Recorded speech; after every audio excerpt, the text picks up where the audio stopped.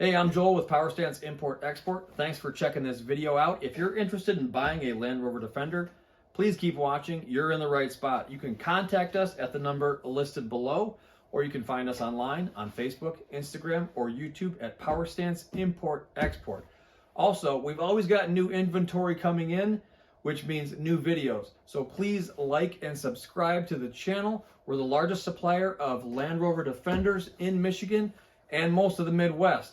We're also a licensed used car dealer located right here in Oxford, Michigan.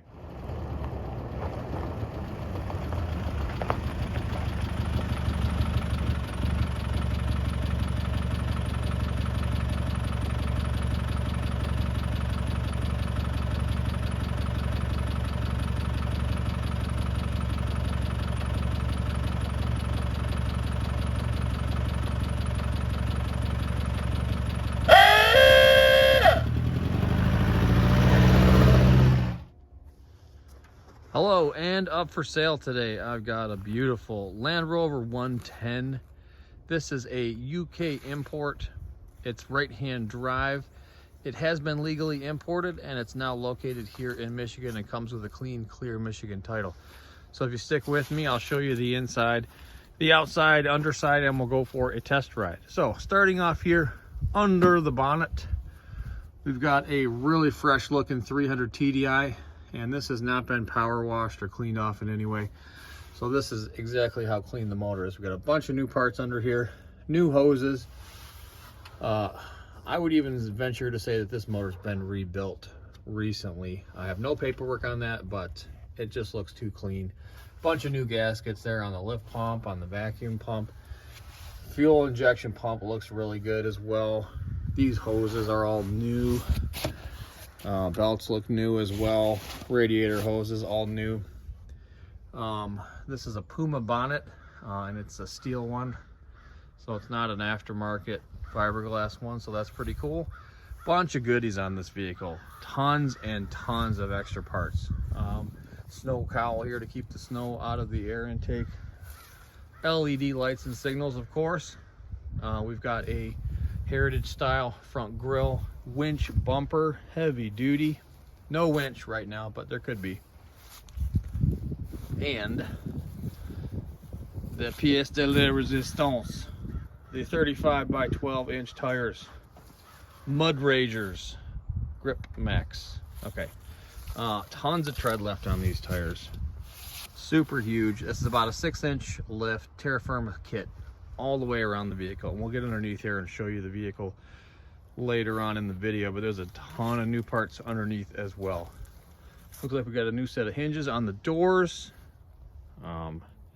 Side steps, I think these are Fire and Ice brand. Side steps, a little bit of checker plate on the bottom sill. Tree guards on the doors, all the way down the sides. Doors are in pretty decent shape. I mean, that's a tiny bit of surface rust on the bottom there. This can be easily just scraped and painted. A little bit of corrosion on the passenger door, or middle row door. Same thing with the door bottoms. I mean, there's no like serious holes or anything. This could just be scraped off and repainted, no problem. On the interior here, we do have aftermarket seats in the middle row and in the front as well. These are BB seats. Super nice leather seats, side bolstering for days. Keep you planted right in there. This is a little mini fridge, so keep your cold snacks cold. And aftermarket steering wheel. We do have a Discovery automatic transmission and drive line that's been installed, so we are automatic. Roof rack, oh yeah, and forgot to show you this part, pretty sweet. This sunroof opens all the way from front to back, which is kind of cool, so it makes this almost like a convertible. All right, moving on to the back here, we got a roof rack, LED lights and signals in the back as well. Rear cross member has been painted. to match the roof as well. So it's a beautiful dark gray metallic color. Same as the roof and the front bumper. So in the back here, this is a new Puma door as well. That door is in great shape, and we do have rear defrost on here. And rear bench seats in the back, new set, fresh new carpet as well. And there's another look at the sunroof. Got a hitch here, European style hitch. Again, there's the cross member, pretty decent shape. We do have this, whatever brand that is, but this exhaust does sound pretty sweet actually. It's a full stainless exhaust, so it's pretty loud, kind of cool. Checker plate on the rear corners, rear sliding windows. Some pretty serious wheel arches as well. You got to have them with these 35 by 12.5. They're pretty big tires. And again, there's a look at the terra firma suspension kit. Trailing arms, control arms, all adjustable as well. Kind of cool. And again, passenger doors. Little tiny bit of surface rust on the bottom. All manageable. A little bit of corrosion there at the top of the door as well. And a tiny bit at the bottom. Hinges look new. And passenger front door, pretty decent shape. This is a replacement door. The ones with the holes in them on the bottom are newer aftermarket doors. So this one's in pretty decent shape. And we have the interior, Exmoor trim carpet set, front seats, the snorkel as well. All right, and let's take a look underneath and then we'll go for a test ride. Okay, starting off here at the rear, I see all sorts of new parts. There's new master cylinders on the rear drum brakes, new shocks and springs. There's some new hardware there on the sway bar, so I'm assuming those bushings have been replaced as well. We got a brand new A-frame bushing ball joint as well. Brake lines look good. Those look like factory bends. Nothing homemade going on back here. And here's a look at the bottom. This is the typically rusty area on most Land Rovers. And these chassis rails are in great shape. There's the bottom of the rear cross member. Looking nice and tidy. And here we are at the passenger side of the vehicle. There's a good look at the shocks, trailing arms, adjustable. And rear axle, I don't see any leaking out of the pinion seals. Universal joints look good. There's a look at the stainless exhaust as well. Bottom of the drive line here, the transfer case looks pretty clean. I don't see anything leaking out of there. There's the bottom of the transmission, the automatic transmission, and then the bottom of the oil pan. Everything looks pretty tidy under here, actually. Very clean. There's the front control arms. The rear of the front axle looks nice and dry as well. I don't see anything leaking out of the pinion seal there. And lastly, here we are at the front. There's the swivel seals. There's a tiny bit of a leak. Looks like a super slow leak out of there. Nothing serious though. New poly bushings on the front control arms. Shocks and springs, terra firma. Looks like a new pitman arm as well. Steering arm looks good. Tie rod ends look pretty decent.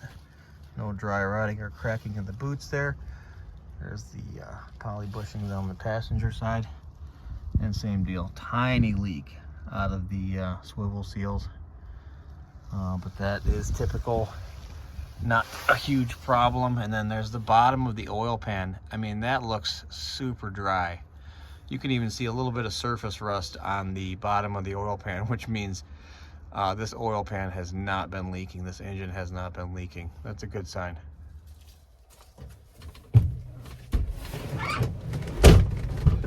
All right, so let's talk a little bit about this vehicle. I'm assuming if you've made it this far into the video, you're either interested in the vehicle slightly or you're bored or you fell asleep or whatever. But be that as it may, I got a few things to show you on the vehicle, MOT history, and a couple things that I want to say about the vehicle. So it does have a good running 300 TDI in it, but even if it's perfectly fresh from the factory with 115 horsepower, still not enough power to move this thing with 35-inch tires, 6-inch lift, roof rack, a bunch of extra goodies on here.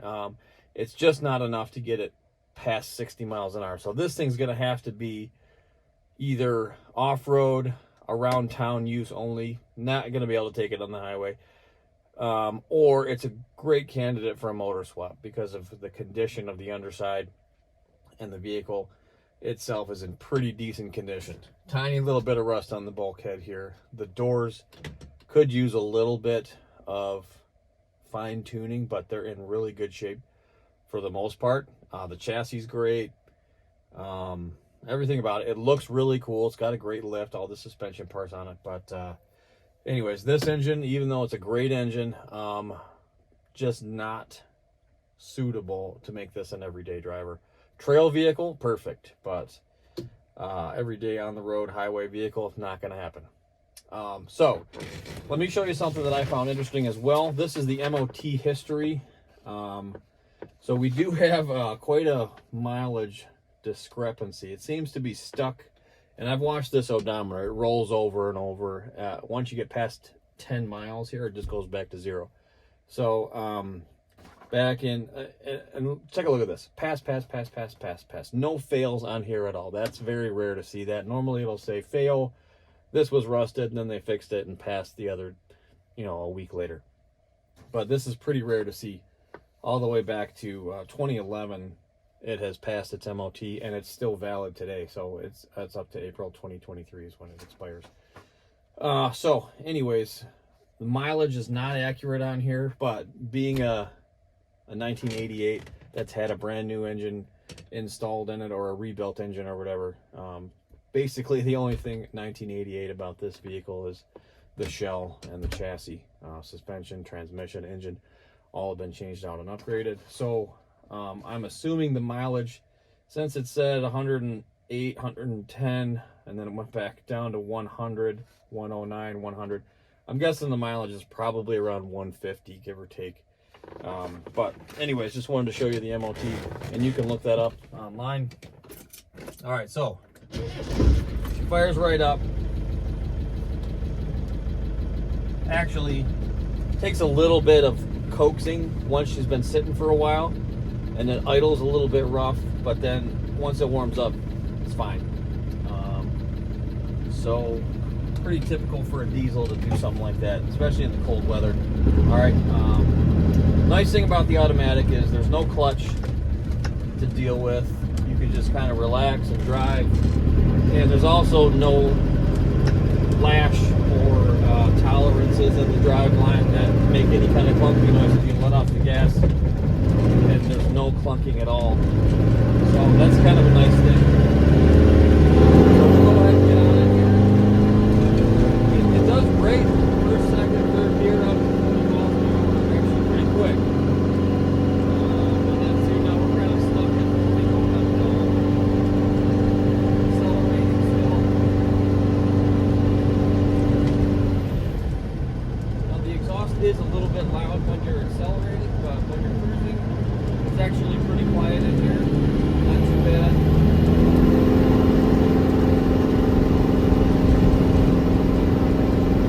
It handles great. There's no slack in the steering at all. Pretty responsive, actually.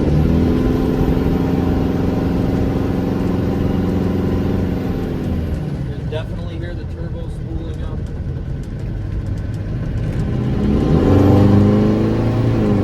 It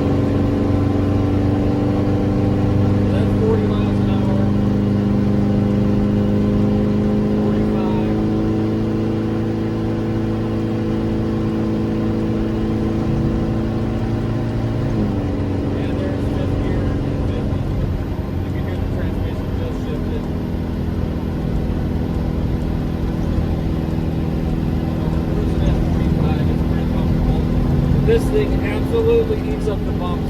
This is one of the quietest, least shakiest Land Rovers I've ever been in. There's no rattling anywhere. It's actually really solid. There's definitely some soundproofing in the floor.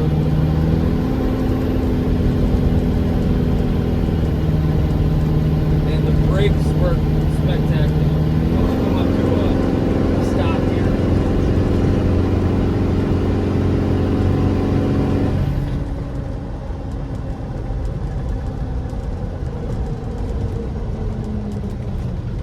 I mean, these brakes are fantastic. Even with the drum brakes in the rear, these work really good with these massive tires. It's actually pretty amazing. So, throw it in reverse here. Make sure nobody's coming.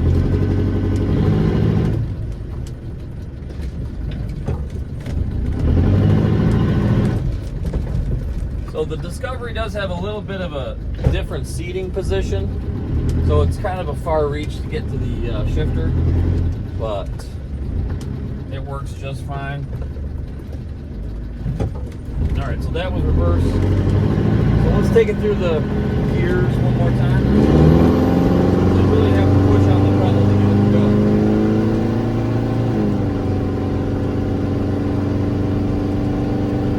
Second gear,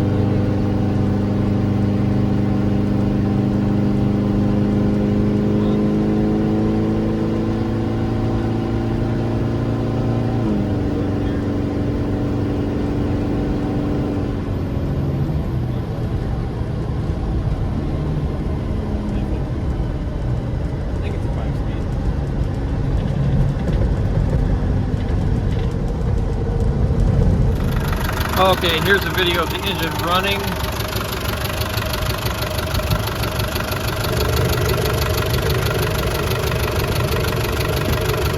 Pretty clean oil. No frothy head gasket. No blow-by. No back pressure.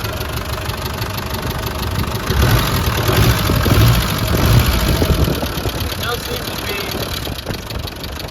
a slight tick the back of the engine. Sounds like it's coming from the upper end, not the lower end. Maybe cylinder 4 could use a valve adjustment, maybe. But other than that, she runs and drives great. No smoke out of the tailpipe when idling. Running pretty decent. Okay, and also I forgot to show you the coolest part of the vehicle, the sunroof. All right, so just a little touch button here. It's electric. It slides back, opens all the way up to the back, so your passengers get fresh, wide open air, and so do you. And you could actually, you know, stand up and drive if you wanted to. Probably not legal, but you could do it. And it shuts, and it's actually watertight, believe it or not. I don't see anything dripping whenever it rains, so that's actually a surprise. All right.